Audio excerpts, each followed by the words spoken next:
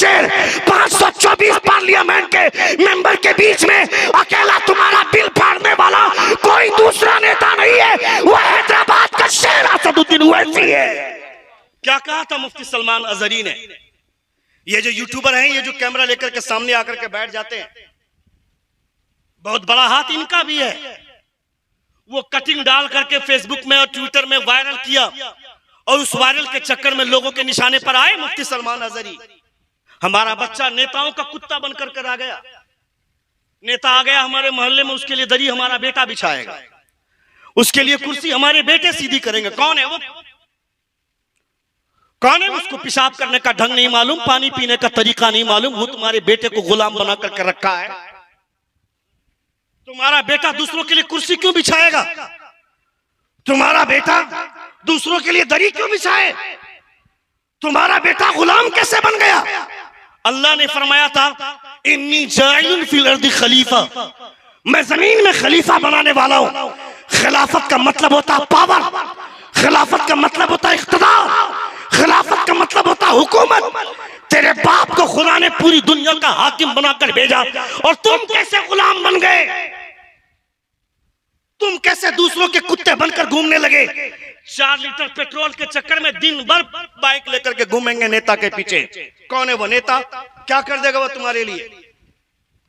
क्या देगा वो तुमको?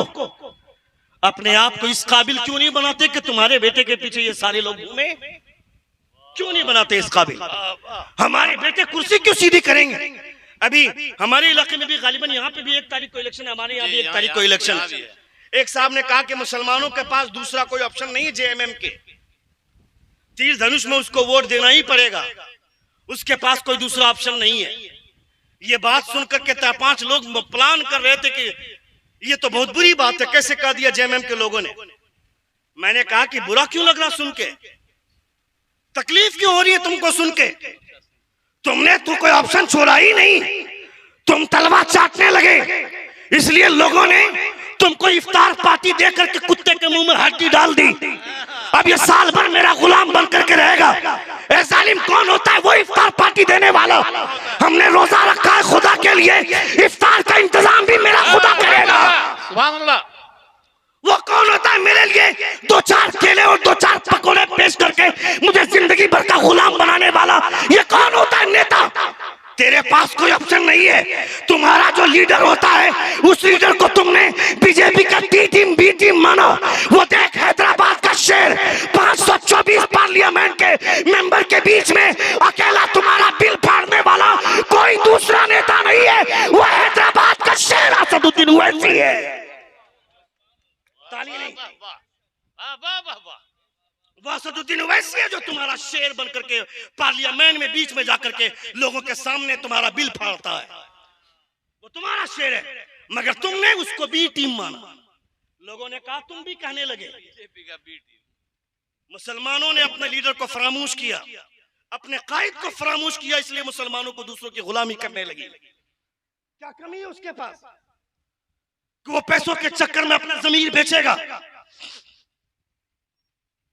तुम्हारे हक में जो भी बात करता है तुम उसी को ही अपने खिलाफ बोलने लगते हो, उसी को ही अपना दुश्मन मानने लगते हो। ये हिंदुस्तान में जितनी भी पार्टियां, ये तमाम पार्टियां तुम्हारा इस्तेहसाल करती हैं, सब तुमको इस्तेमाल करती हैं। याद रखना, कोई तुम्हारा मसीहा नहीं है। अगर तुम्हारा कोई मसीहा है तो वह आमना का लाल है जो मदीने में आराम कर रहे हैं, उनके अलावा तुम्हारा कोई मसीहा नहीं है। कभी हुजूर के नाम पर मरना, कभी हुजूर के बारे में सोचना। अभी तुमने देखा नहीं क्या कहा था मुफ्ती सलमान अजहरी ने? ये जो यूट्यूबर हैं, ये जो कैमरा लेकर के सामने आकर के बैठ जाते हैं, बहुत बड़ा हाथ इनका भी है। वो कटिंग डाल करके फेसबुक में और ट्विटर में वायरल किया और उस वायरल के चक्कर में लोगों के निशाने पर आए मुफ्ती सलमान अजहरी। मैं कहता हूं यूट्यूबर अगर यूट्यूब लेकर के बैठते हैं, कैमरा लेकर के बैठते हैं, तो इसको वैसी कटिंग नहीं छोड़नी चाहिए कि जैसी जिस कटिंग से आग लगे। बात बहुत बुरी नहीं की थी, मगर कहना यह चाहता हूं कि आज से कुछ दिनों पहले सारे लोग एक हो गए थे और हुजूर ताजुल शरिया ने तस्वीर कशी, वीडियो वगैरह की मुखालिफत की थी, तो ऐसे नहीं की थी। ये हुजूर ताजुल शरिया की दूरअंदेशी थी, इसलिए उन्होंने मुखालिफत की थी। क्या कहा था उन्होंने कि हर फिरौन को मरना है, हम नमरूद को जाना है, हर शद्दाद को जाना। यही तो उस शेर का मफहूम था ना। क्या था उस शेर का मफहूम? क्या आज उसका दौर है, कल हमारा दौर आएगा।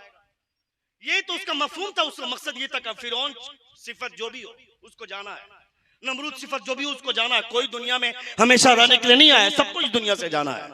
उन्हें उठाकर जेल में डाल दिया, अभी भी जेल में। मगर मैं कहना चाहता हूं हिंदुस्तान के तमाम आवाम को जेल में डाल दो। टाइम हो गया क्या? नहीं, बोलिए। बोलूं 5-10 मिनट सुनेंगे आप लोग? कितने लोग सुनना चाहते हैं? जरा हाथ उठाकर कहें या रसूल अल्लाह, और एक बार कहें या हबीब अल्लाह। या हबीब अल्लाह सल्लल्लाहु अलैहि वसल्लम। मैं कहता हूं सारे लोगों को डाल दो जहन्नम में, सॉरी अस्तगफिरुल्लाह, जहन्नम में सारे लोगों को जेल में डाल दो। मगर क्या लगता है इस्लाम का परचम रुक जाएगा? इस्लाम की तबलीग रुक जाएगी? इस्लाम की फितरत पे कुदरत ने लचक दी है, जितना ही दबाओगे उतना ही ये उभरेगा। इस्लाम तेरी नब्ज न डूबेगी अशर तक, तेरी रगों में खून रवा 4 यार का। क्या हुआ? सलमान अजहरी साहब जेल चले जाएं या हमारे तमाम उलमा जेल में चले जाएं, नबी के दीन की तबलीग बंद नहीं होगी, मुस्तफा के दीन का प्रचार बंद नहीं होगा। तुमने नहीं देखा क्या? अल्लामा सैयद अबुल हसनात ने तफसीर अबुल हसनात पूरे कुरान की तफसीर जेल के अंदर में लिखी है, जेल के अंदर बैठकर लिखी है। अल्लामा पीर करम शाह ज़री ने तफसीर ज़ियाउल कुरान जेल के अंदर बैठकर लिखी है। अल्लामा अरशदुल कादरी ने ज़ेरो ज़बर जेल के अंदर बैठ करके लिखी है। और अल्लामा शमसुद्दीन सरखसी रहमतुल्लाह ताला अलैह, उन्होंने बादशाह के खिलाफ फतवा दिया। उनके बादशाह ने उनको जिंदा कुएं में डाल दिया, ऊपर से स्लैब डाल दिया। उनका शागिर्द ऊपर बैठकर मसले पूछता था, ये अंदर से जवाब देते थे। जब उसकी किताब आई 24 जिल्दों में, अल मबसूत नाम की किताब सामने आई। मतलब क्या? उलमा जेल के अंदर रहे या जेल के बाहर रहे, नबी के दीन का परचम जैसे कल बुलंद था आज भी बुलंद है और सुबह क़यामत तक बुलंद रहेगा। नारे तकबीर, नारे रिसालत, क़वानीने शरीयत, मुस्तफा जाने रहमत। सुभान अल्लाह, सुभान अल्लाह। नबी के दीन का परचम जैसे कल बुलंद था आज भी बुलंद, सुबह क़यामत तक बुलंद रहेगा। जो लोग दूसरों का तलवा चाटते थे वो हिंदुस्तान का भक्त बने हुए। We the people of India having solemnly resolved to constitute India into a sovereign, socialist, secular, democratic and republic। हम भारत के लोग हैं, हमें अपनी बात बोलने का हक है। Freedom of thought, freedom of expression, freedom of belief, ये हमारा अधिकार संविधान ने हमको दिया। जोर से बोलिए ना, जोर से बोलिए ना भाई, पूरा मजमा एक बार जोर से कहें या रसूल अल्लाह। हिंदुस्तान में जितने भी स्टेट हैं, जितने भी सूबे हैं, उन तमाम सूबों में सबसे खुशहाल सूबा कौन सा है मालूम है आपको? नहीं मालूम? हिंदुस्तान में जितने भी स्टेट्स हैं, जितने भी सूबे हैं, एज अ मुस्लिम जो सूबा सबसे ज्यादा खुशहाल है वो सूबा केरला का है। वो स्टेट केरला का, केरला में मुसलमान सबसे ज्यादा खुशहाल है। उसकी वजह यह है कि वहां की पूरी पब्लिक उलमा के अंडर काम करती है। अगर कोई आलिम लकीर खींच दे तो आम आदमी उस लकीर को क्रॉस करने की हिम्मत नहीं करता। केरला कालीकट में समंदर के किनारे पर एक जलसा होता है सीरतुल नबी के नाम से, और उस पे मरजल बहरैन यल्तक़ियान के उन्वान पर गुफ्तगू होती है। और उसी स्टेज पर यह ऐलान होता है कि आज वोट किस पार्टी को देना है। उसी स्टेज पर ऐलान होता है। बिहार, झारखंड, बंगाल, उड़ीसा, उत्तर प्रदेश, इन इलाकों के लोग जमीर फरोश होते हैं। एक कप चाय के चक्कर में अपना जमीर बेचने वाले लोग रहते हैं बिहार, झारखंड, उड़ीसा, बंगाल, उत्तर प्रदेश में। एक प्लेट बिरयानी के लिए किसी का भी कुत्ता बन जाते हैं। एक प्लेट बिरयानी के चक्कर में किसी से भी जंग करने के लिए तैयार हो जाते हैं। ये हाल है हमारा। मगर केरला के लोग वो जानते हैं कि हमारा आलिम सबसे बड़ा लीडर है, मजहबी और सियासी एतबार से, हर एतबार से हमारा आलिम सबसे बड़ा लीडर है। वो लोग इस बात को महसूस करते हैं। अल्लाह रब्बुल इज्जत आप तमामों के जज्बात को सलामत रखे, आपके एहसासात को सलामत रखे।